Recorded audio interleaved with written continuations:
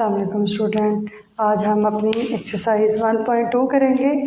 जिस तरह हमने अपनी एक्सरसाइज 1.1 करने से पहले कुछ कॉन्सेप्ट सीखे थे जिसने हमारी हेल्प की एक्सरसाइज 1.1 को सॉल्व करने के लिए, इसी तरह कुछ डेफिनेशंस, कुछ कॉन्सेप्ट जो एक्सरसाइज 1.2 से पहले बहुत ज़रूरी हैं, हम पहले उन्हें समझेंगे, सीखेंगे और फिर एक्सरसाइज को सॉल्व करेंगे। तो चलें, हमारी पहली जो डेफिनेशन है, पहला कॉन्सेप्ट क्या है? Row matrix. Row matrix a matrix having only one row. वो मैट्रिक्स जिसके अंदर सिर्फ और सिर्फ एक रो होगी। R1 just this matrix is called row matrix. Next हमारा टॉपिक है column matrix. A matrix having only one column. वो मैट्रिक्स जिसके अंदर जस्ट वन कॉलम होगा, रोज जितनी मर्जी हो, जस्ट कॉलम वन होगा, that is called column matrix. The next definition is rectangular matrix. Rectangular matrix a matrix has not equal of rows, number of rows and column called rectangular matrix।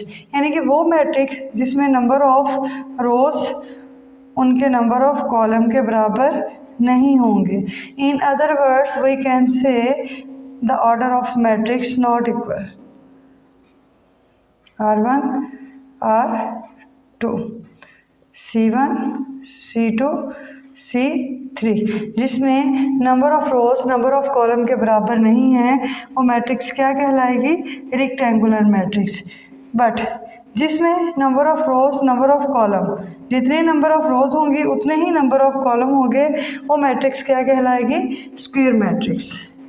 Row matrix जिसमें सिर्फ एक row होगी, column matrix जिसमें just one column होगा, और rectangular matrix जिसमें number of rows number of column के बराबर नहीं होंगे, और स्क्वायर मैट्रिक्स जिसमें number of rows number of column के बराबर होंगे, वो क्या कहलाएगी?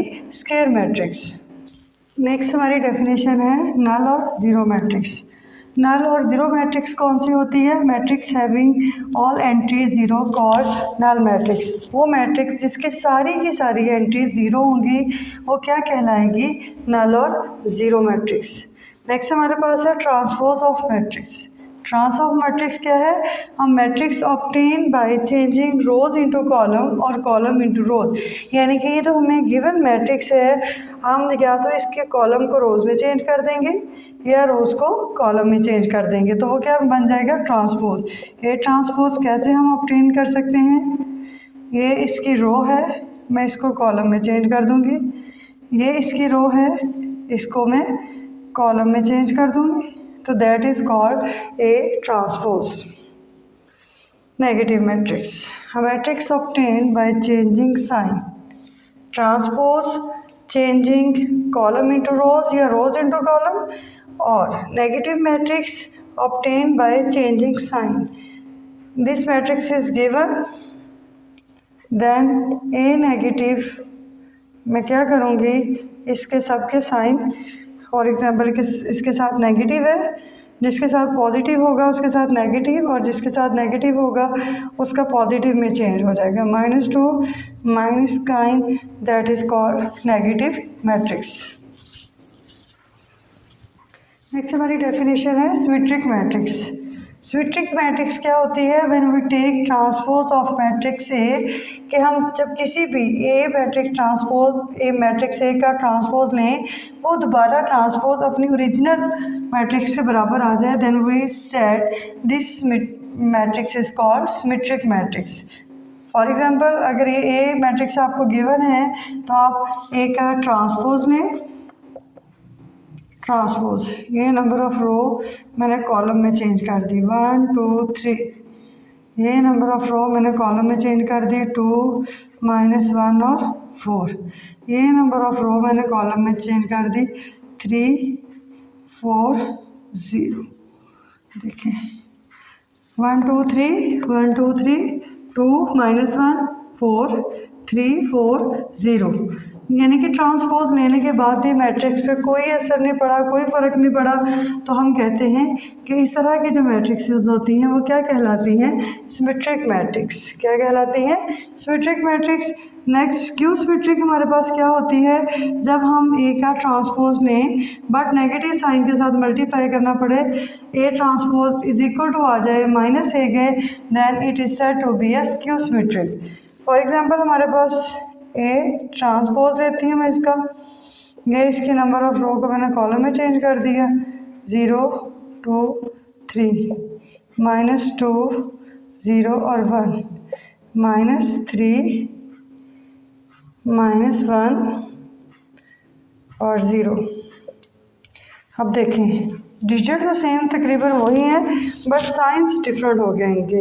तो मैं क्या करूँगी, अगर मैं इसको नेगेटिव साइन के साथ मल्टीप्लाई कर दूँ -a ट्रांसपोज को, तो ये हमारे पास हो जाएगी 0 +2 +3 -2 -6 सॉरी 0 0 -1 पॉजिटिव 1 में चेंज हो जाएगा, -3 -3 में, 1 -1 में और 0 एज इट इज़। अब देखिए नेगेटिव मैट्रिक्स लेने के बाद माइनस साइन के साथ मल्टीप्लाई करने के बाद हमारे पास वही ओरिजिनल मैट्रिक्स आ गई है। तो अगर ए ट्रांसपोज लें वो बिल्कुल ए के इक्वल आ जाए तो सिमेट्रिक, अगर हमें माइनस के साथ मल्टीप्लाई करना पड़े तो स्क्यू सिमेट्रिक।